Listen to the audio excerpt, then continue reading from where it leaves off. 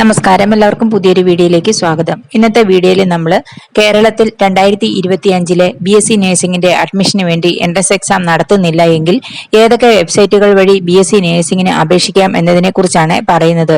അതുപോലെ ഗവൺമെന്റ് കോളേജുകളും private self financing കോളേജുകൾ അങ്ങനെ എത്ര കോളേജുകളിലേക്ക് ഒരു കുട്ടിക്ക് തന്നെ അപേക്ഷകൾ സമർപ്പിക്കാം, ആപ്ലിക്കേഷൻ ഫീസ്, ഏതൊക്കെയാണ് വെബ്സൈറ്റുകളുടെ ലിങ്ക് എന്നിവയെല്ലാമാണ് ഈ വീഡിയോയിൽ ഉൾപ്പെടുത്തിയിരിക്കുന്നത്.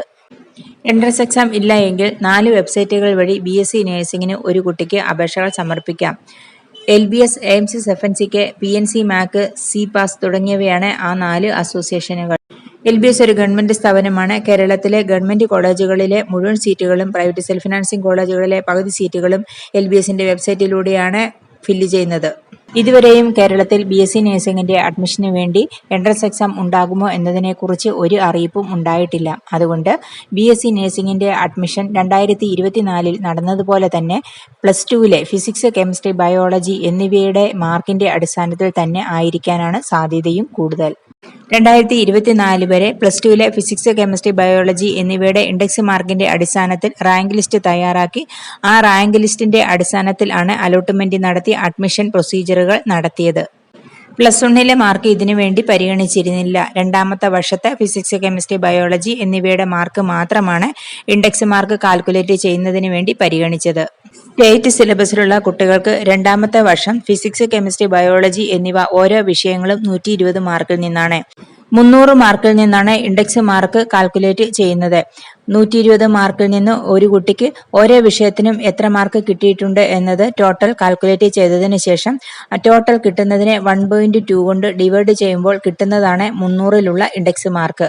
ഇങ്ങനെ ഓരോ കുട്ടിയുടെയും ഇൻഡെക്സ് മാർക്ക് കാൽക്കുലേറ്റ് ചെയ്തതിനു ശേഷം അത് റാങ്ക് ലിസ്റ്റ് തയ്യാറാക്കി ആ റാങ്ക് ലിസ്റ്റിന്റെ അടിസ്ഥാനത്തിൽ ആണ് LBSലെ അലോട്ട്മെന്റ് നടത്തിയത്.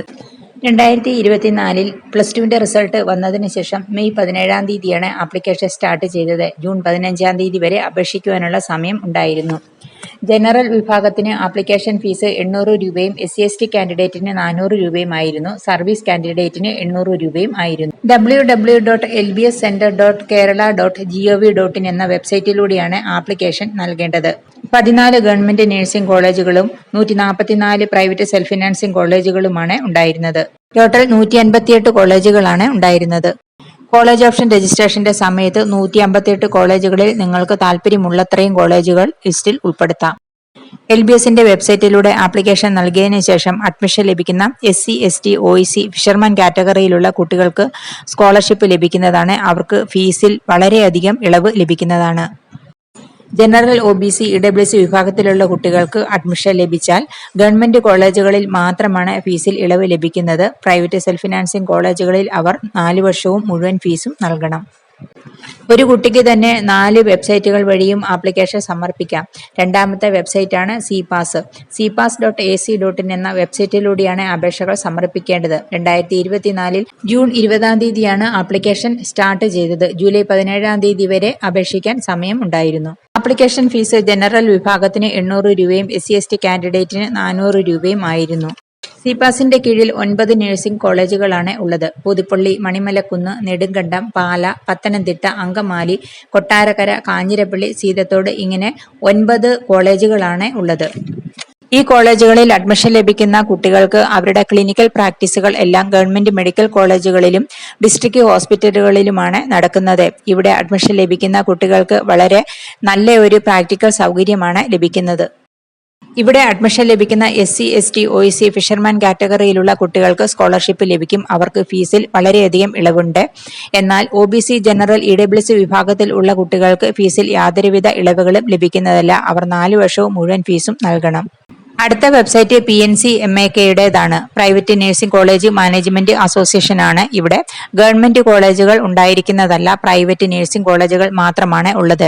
ഇവിടെ അഡ്മിഷൻ ലഭിക്കുന്ന എല്ലാ വിഭാഗത്തിലുമുള്ള കുട്ടികൾക്കും മുഴുവൻ ഫീസും നൽകണം. ഫീസിൽ യാതൊരുവിധ ഇളവുകളോ സ്കോളർഷിപ്പോ ലഭിക്കുന്നതല്ല. ആപ്ലിക്കേഷൻ ഫീസ് എല്ലാ വിഭാഗത്തിലും ഉള്ളവർക്ക് 1200 രൂപ ആയിരുന്നു. www.pncmak.in എന്ന വെബ്സൈറ്റിലൂടെയാണ് അപേക്ഷകൾ സമർപ്പിക്കേണ്ടത്. 2024 ജൂൺ 17 തീയതിയാണ് ആപ്ലിക്കേഷൻ സ്റ്റാർട്ട് ചെയ്തത്. ലാസ്റ്റ് ഡേറ്റ് ജൂലൈ 17 തീയതി ആയിരുന്നു. 48 കോളേജുകളാണ് ലിസ്റ്റിൽ ഉണ്ടായിരുന്നത്. ഇതിൽ 10 കോളേജുകൾ മാത്രമാണ് നിങ്ങൾക്ക് കോളേജ് ഓപ്ഷൻ രജിസ്ട്രേഷന്റെ സമയത്ത് ലിസ്റ്റിൽ ഉൾപ്പെടുത്താനായിട്ട് സാധിക്കുന്നത്. PNCMAKയിലുള്ള 48 കോളേജുകളിലെ പകുതി സീറ്റുകൾ മാത്രമാണ് PNCMAK വഴി ഫില്ല് ചെയ്യുന്നത്. ബാക്കി പകുതി സീറ്റുകൾ LBS വഴിയാണ് ഫില്ല് ചെയ്യുന്നത്. അടുത്ത വെബ്സൈറ്റ് AMCS FNCKയുടേതാണ്. ക്രിസ്ത്യൻ മാനേജ്മെന്റ് അസോസിയേഷൻ ആണ്. ക്രിസ്ത്യൻ കാറ്റഗറിയിലുള്ള കുട്ടികൾക്കാണ് ഇവിടെ കൂടുതൽ റിസർവേഷൻ ലഭിക്കുന്നത്. ഓപ്പൺ മെറിറ്റ് സീറ്റുകൾ വളരെ കുറവാണ്. 35 കോളേജുകളാണ് AMCS FNCKയിൽ ഉള്ളത്. ക്രിസ്ത്യൻ നഴ്സിംഗ് കോളേജുകളാണ് എല്ലാം. 2024 ജൂൺ 15 തീയതിയാണ് ആപ്ലിക്കേഷൻ സ്റ്റാർട്ട് ചെയ്തത്. ലാസ്റ്റ് ഡേറ്റ് ജൂലൈ 17 തീയതി ആയിരുന്നു. ഇവിടെയും ആപ്ലിക്കേഷൻ ഫീസ് എല്ലാ വിഭാഗത്തിലും ഉള്ളവർക്ക് 1200 രൂപ ആയിരുന്നു. ഇവിടെയും ഫീസിൽ യാതൊരുവിധ ഇളവുകളും ലഭിക്കുന്നതല്ല. എല്ലാ വിഭാഗത്തിലും ഉള്ളവരും 4 വർഷവും മുഴുവൻ ഫീസും നൽകണം. www.amcsfnck.com എന്ന വെബ്സൈറ്റിലൂടെയാണ് ആപ്ലിക്കേഷൻ നൽകേണ്ടത്. കേരളത്തിൽ BSc നഴ്സിംഗിന്റെ അലോട്ട്മെന്റ് നടത്തുന്ന 4 വെബ്സൈറ്റുകളെ കുറിച്ചാണ് ഈ വീഡിയോയിൽ പറഞ്ഞിരിക്കുന്നത്. സെൻട്രലൈസ്ഡ് അലോട്ട്മെന്റ് പ്രോസസ്സ് വഴിയാണ് ഈ 4 വെബ്സൈറ്റുകളിലും അഡ്മിഷൻ.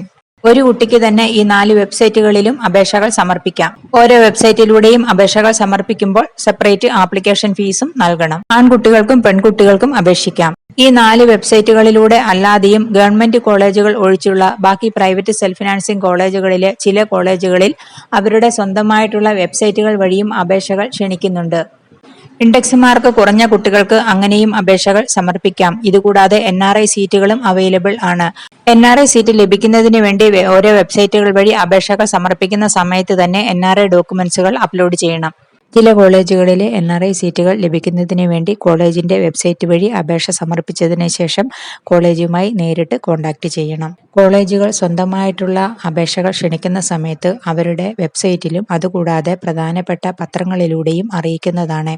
അതുകൊണ്ട് BSc നഴ്സിംഗിന്റെ അഡ്മിഷൻ ആഗ്രഹിക്കുന്ന കുട്ടികൾ +2ന്റെ റിസൾട്ട് വന്നതിന് ശേഷം പ്രധാനപ്പെട്ട പത്രങ്ങളും ഓരോ കോളേജിന്റെ വെബ്സൈറ്റുകളും ചെക്ക് ചെയ്യണം. ഡയറക്റ്റ് ആപ്ലിക്കേഷൻ ക്ഷണിക്കുന്ന കോളേജുകളെ കുറിച്ചുള്ള വീഡിയോ ഉടനെ തന്നെ ചെയ്യുന്നതാണ്. ഈ വീഡിയോ എല്ലാവർക്കും ഇഷ്ടപ്പെട്ടു എന്ന് വിചാരിക്കുന്നു. അടുത്തൊരു വീഡിയോ ആയിട്ട് വരുന്നത് വരെ ബൈ.